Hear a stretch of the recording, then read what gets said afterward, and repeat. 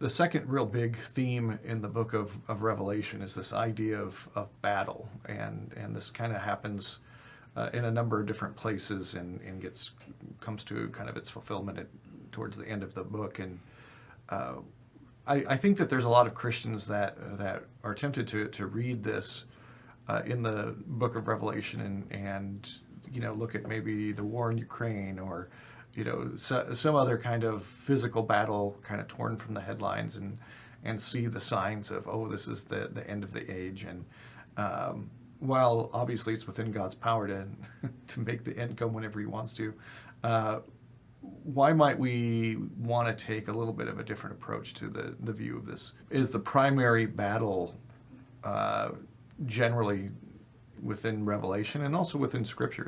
Is it physical or is it spiritual? It's definitely spiritual, and obviously, as we've learned, spiritual things often manifest themselves in the physical. But we get the idea in Paul's letters that that the battle is spiritual. It's not flesh and blood we war against, and things of this sort. We get a little window in the book of Daniel to things that are going on with the Prince of Persia as some sort of power or principality and stuff. And there's things going on in an unseen realm that we don't see, but they often manifest themselves in the physical as well. But yeah, I think if we view everything purely physically, we're missing probably more than half of it. There's a big movement among Christians now to maybe enter the prepper arena and to have a basement full of food and a gun safe full of guns and boxes of ammunition and all that kind of stuff. And they see that as preparation for the end times. But it's hard to look at the New Testament and look at the book of Revelation and fit that kind of idea of what it means to prepare for the big battle into what may be being revealed there. So if that's not the kind of preparation that we're called to, what is?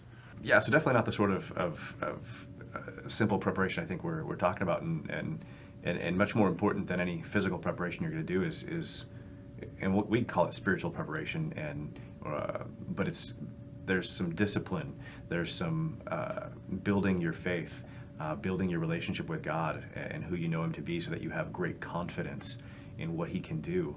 And all these things are vastly superior to mere physical preparations. And it's one of those things I find that a lot of people who heavily engage in such things are absolutely full of fear. Not all, but very many.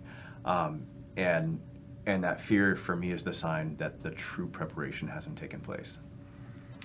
I think that we kind of fail to understand that preparation is kind of an ongoing thing. And it's easy, I think, to see how we prepare for a lack of food, a lack of water, danger, physical danger. It's a little bit harder to see how you prepare for the kind of battle that really this is talking about in Revelation. So what things do we do to prepare for the battle? That's a great question, and a big part of it's going to come down to some serious discipline. The spiritual disciplines is not something we talk about too often anymore, but definitely those are going to start there. But it's also you're going to find that if you want to grow your faith, then God's going to find ample opportunities for which you can do so and engage in, and you're going to find yourself probably facing some difficulty on occasion.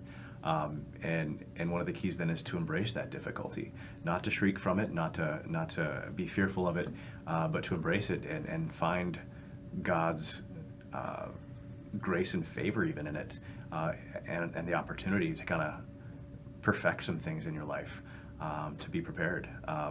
But it's binging Netflix is probably not the sort of preparation and things of the sort, and a whole host of other things that we probably do way too much of. Would you say it's fair to say that really every decision that comes up on a daily basis is kind of part of that preparation? To a great extent, yeah.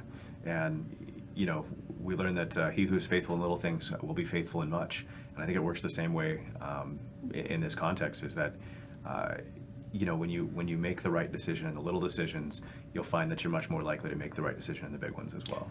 Yeah, it seems like we always put things in terms of some grand moment and making a decision in a grand moment, but But it seems to me, as I've gotten older, a lot more likely that the accumulation of every little decision we've made is really who we are, and you can't act out of who you are. You can't act in contradiction to who you are. Would you agree with that? I would, but I think you're right. I think we all kind of have this false notion that maybe we'll rise up to the heroic when we're called to, and not realize that, you know, you've got to build the character to all along the way in the little things to be there.